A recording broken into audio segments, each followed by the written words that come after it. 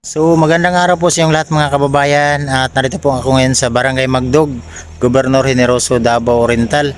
So nandito tayo ngayon sa bahay ng ating natulungan ay isang sikat na singer na si Lovely Emboscado, no? So nandito tayo ngayon sa kanyang bahay kasi may nakita ako dito yung maglimang araw na dumaan ako dito kasi kilid ko ng kalsada. Parang may tao pero pinuntahan ko, wala naman. So ngayon, balikan ko kasi parang may nakita ako dito ba. So, yan mga kababayan, samahan niyo ako ngayon sa pagbisita ulit sa bahay natin Lovely. Kasi wala nang nakatira. So bisitahin natin ulit kung ano na yung baka binuksan to, kung anong nangyari sa kanyang bahay, no. So samahan niyo ako ngayon mga kababayan sa ating vlog ito sa bahay natin Lovely. Tara.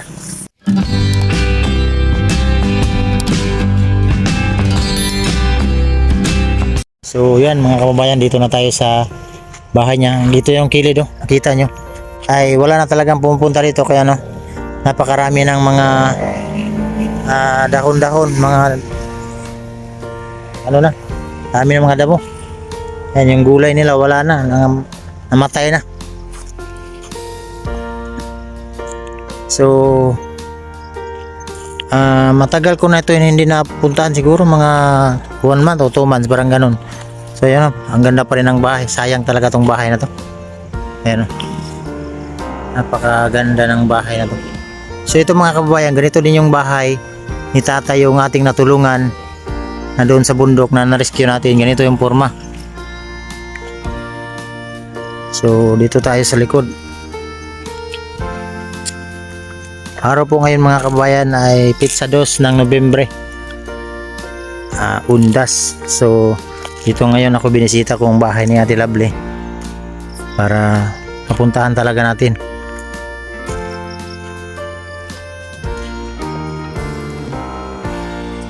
Para mang kinalabutan ako mga kababayan, parang may nakatira na ditong ibang tao.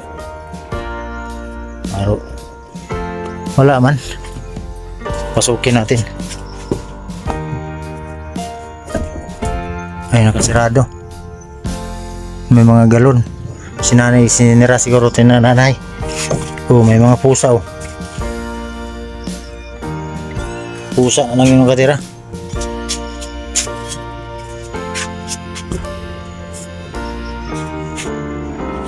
Huwag lang natin pasukin to, baka may mawala dyan. Nakabukas, so pwede itulak natin, pero may nakalak, may galon dyan sa loob mo. Ito, may galon dito nakaharang. Eh, huwag na natin pasukin. Wala na mga gamit, wala na mga plato at saka kaldero, wala na.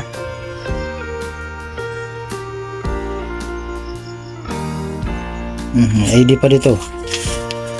Ito ID ng parang kuan, Barangay Tanod.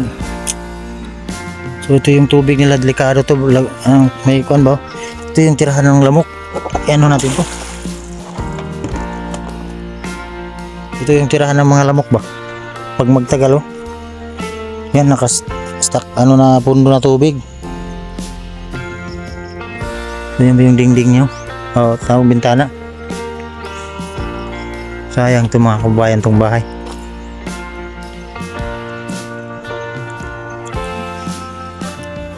Kasi araw ngayon ng Pizza 2 ng Nobyembre.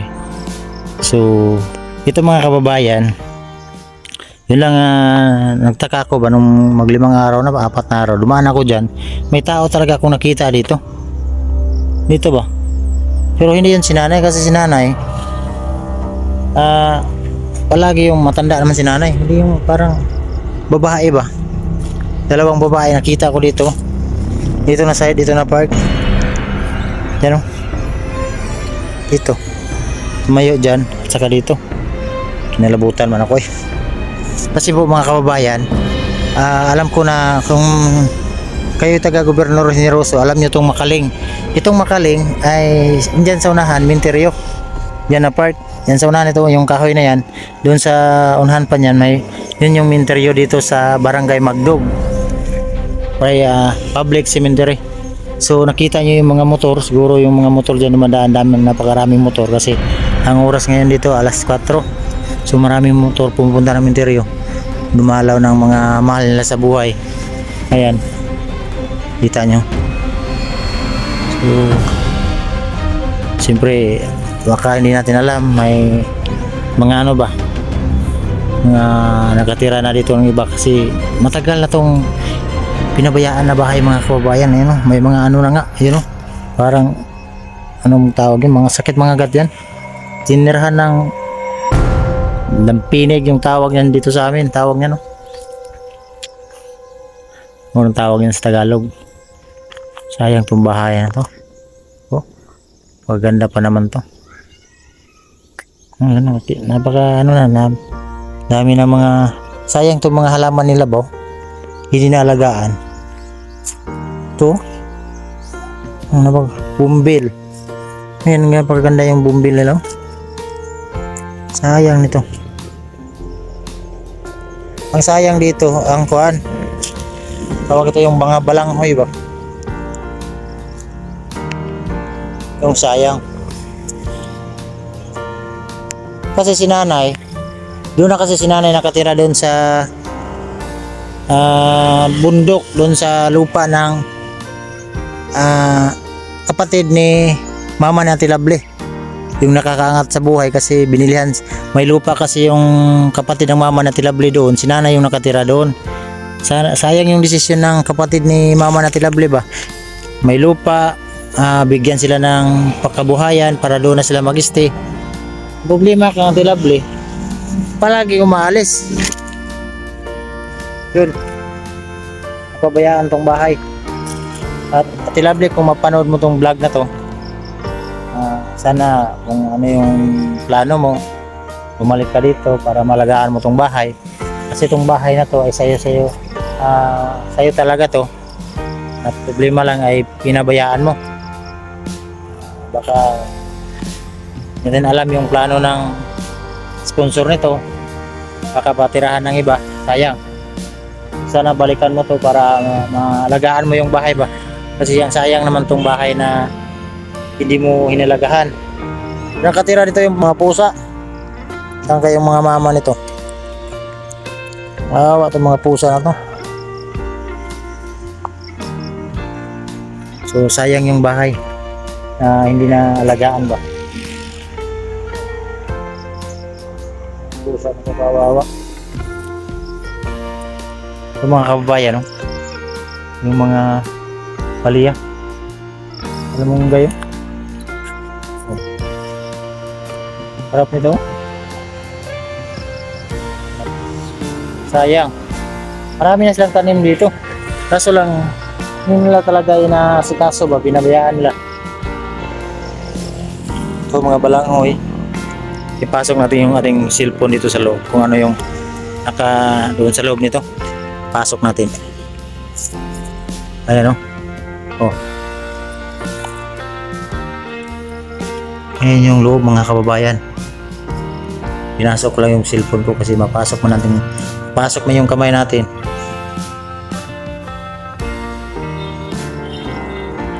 Napaka sayang to. Malinis pa. Ano sana tong bahay natin.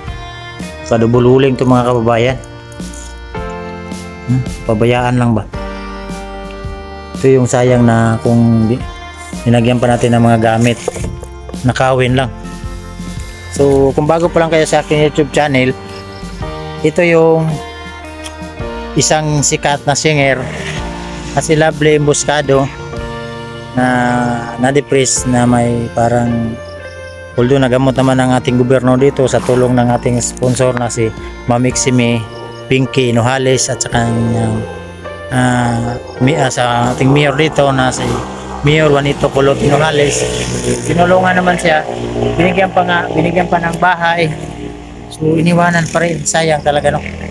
So sana Ate Lovely, balikan mo to kasi sayang ba pabayaan yung bahay. So maraming nakakilala kang Ate Lovely kasi sikat po yan na singer, no? Ang mentor niya parang si Jaya ata. So yun nga ay biglang nawala dahil sa nagka-problema, na depress. So umuwi dito, palaboy-laboy, nakita ko, na vlog natin, nakita ng ating mayor.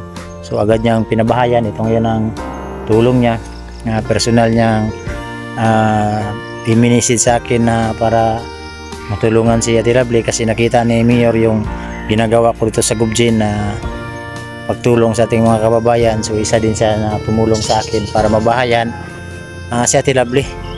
So sayang na hindi mo inilagahan yung binigay ng ating mayor, kasi sayang walang taong magbigay nito sa iyo ngayon na ganitong bahay, kasi ang iba nga nakatira lang doon sa kilid ng sapa, nakatira doon sa trapal-trapal, pero ito sa iyo napakaganda. 2 kwarto, may kusina, may CR, 2 kwarto to, may terrace pa. So nakita nyo sa likod ko ay napakagalanti tingnan na bahay. So wala nang nakatira. Si nanay nakatira dito dati, pero yun nga, si nanay may trabaho doon sa bundok. Kahit si nanay may edad na rin, pero tanim-tanim pa rin siya. Para sabi niya nga, nakausap ko, para daw lumaki yung apo niya, may mapaaral niya ba yung anak Ate Lovely. Sana Ate Lovely umuwi ka dito para matulungan naman kayo ng kapatid ng mama mo. So, at pwede kami makatulong dito sa iyo. Yun nga, ito natulong namin, pero dapat halagahan mo yung pagtulong, no? Kahit sinong tao nagtulong sa iyo, halagahan mo yung pagtulong, kasi napakalaking blessing na yung tayo matulungan, ano? Walang taong magtulong sa atin, lalo ng mga financial, mga bahay. So halagahan natin. So kaya ako nandito mga kababayan, hindi ko nang pinasok tong bahay dahil may galon na kaharang. Dati may lakyan, pero ngayon galon na lang yung nakaharang. So parang pumupunta si nanay paminsan-minsan pumupunta si nanay dito. Hindi lang niya nalinisan dahil siguro nasa pagod ni nanay din. So naintindihan natin si nanay, no? So ngayon ay binisita ko lang para alam ko maraming hindi nakasubaybay nito kang Ate Lovely. Ito ngayon ang biyahe niya na binisita ko. Binisita ko lang itong mga kababayan ba, kasi may kakaiba talaga akong nakita dito. Babaeng nakita ko dyan, 2 talaga yun. Kasi ulan na tayo, mga alas 6 ng gabi siguro. Nakita ko dyan, tumatayo, 2 babae dyan sa kilid. So binalikan ko, wala namang tao, bigla na wala. So nagpark ba ako, nag-back turn pa ako dyan sa unahan. Pagbalik ko na dito, akala ko na andyan na sila Ate Lovely ba. Pag left turn ko dito, wala namang tao.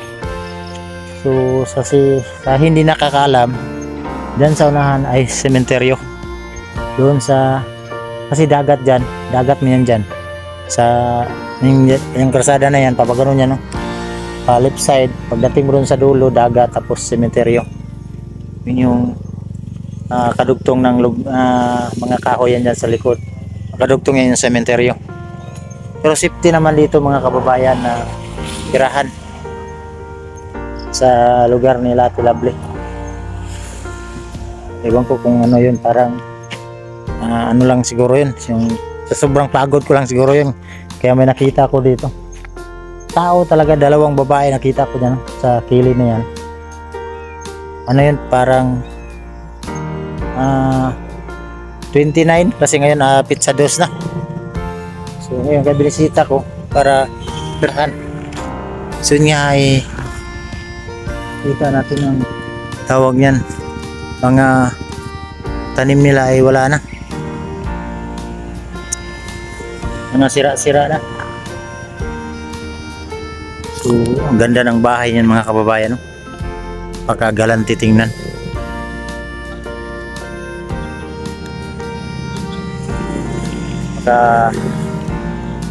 Napaka laki, kasi 2 kwarto yan, 2 kwarto saka terrace, kusina.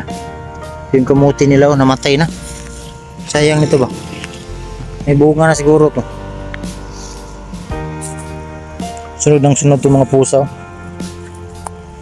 Tum siguro yan. Wala kasi tayo nalang pagkain, Ming.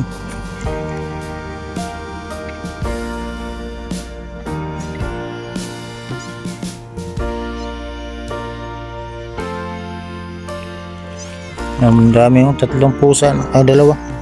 Doon yung isa, 3 sila. Ganun mo, no? Napakaganda sana tirahan dito ba? Safety na. Ang maganda dito, magtanim-tanim ka. Kasi napakalawak tong lugar na to. Ayun, magtanim-tanim kayo, magtanim-tanim dito. Yung mga, ito, yung ganito ba? Alagaan mo lang to Okay na yung pagkain mo dito, balanghoy, kamuti. Ayun, mga balanghoy, mga malalaki man. Tapos taniman mo ng mga bulaklak dyan sa kilid. Problema lang ang sayang talaga tong bahay na to. Yun yung problema talaga ba. So yun mga kababayan, maraming salamat.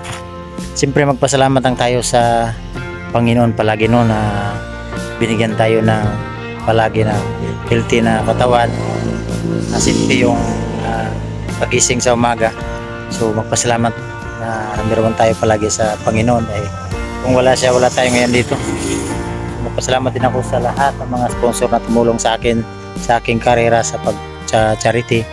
Maraming salamat sa nagtulong doon sa bahay ni tatay. Maraming salamat. Bukas ay iba-vlog na natin yung bahay ni tatay kasi na forma na. So bukas i-vlog natin ulit para ano yung gamit natin doon sa forma ng bahay ni tatay, makita natin, no? Kasi ang forma ng bahay ni tatay mga kababayan, ganito yung forma, pero itong Kangati Lovely malaki, maliit lang yung kantatay, same lang sila ng forma. Ito talaga yung gayahin ko na forma para napakagalanti kasi tingnan, no? Ayan, no? Tingnan nyo, napakaganda tingnan. Yung kantatay maliit lang yun kasi siya lang isa. So yun, magpasalamat ako sa ating mga sponsor, lalo na kang Tita Edna, ng Ate Virginia, maraming salamat ate. Kang Tita Edna, maraming salamat sa lahat ng mga nagpaabot ng tulong na ayaw magpabanggit ng pangalan. Maraming salamat sa inyong lahat, no? Thank you talaga sa lahat ng mga sponsor, kasi kung hindi dahil sa inyo ay wala ako ngayon dito, no? Sa mga natulungan natin, ating mga napabahayan, kasi kayo yung dahilan na bakit na nakapagawa tayo ng bahay. Kaya kabigay tayo ng mga bahay ng ating mga kababayan na tapos sa buhay. So maraming salamat, no? So lalo na kang Atiyeng, yung sponsor natin na napakabait na sponsor na si Atiyeng. Thank you ate sa sponsor, sa pagtulong mo sa akin.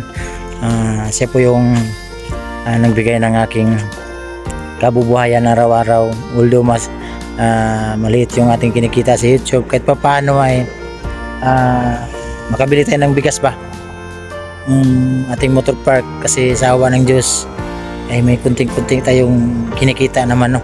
So yung sobra, kung may sobra natin ay yun din ang pangtulong natin sa ating mga kababayan sa kailangan ng tulong, no? So salamat ating siyempre sa ating mga viewers na hindi nag-skip ng ads. Maraming salamat. Kaya pala tuwing nagbablog ako, hindi ko talaga makakalimutan yung pagpasalamat, lalo na sa ating Diyos, dahil lahat ng nangyari sa ating buhay dito sa ibabaw ng mundo sa Kanya galing, ano? Lahat ng mga blessing na ating narating sa Kanya lahat. So number 1 natin ang pagpasalamatan palagi ang Panginoon, kasi siya yung dahilan bakit nandito tayo ngayon. So God bless po mga kababayan, at dito na lang muna akong tatapusin ng vlog na to. Ako po alis na kasi mag alas 5 na. So bye bye po mga kababayan, thank you po.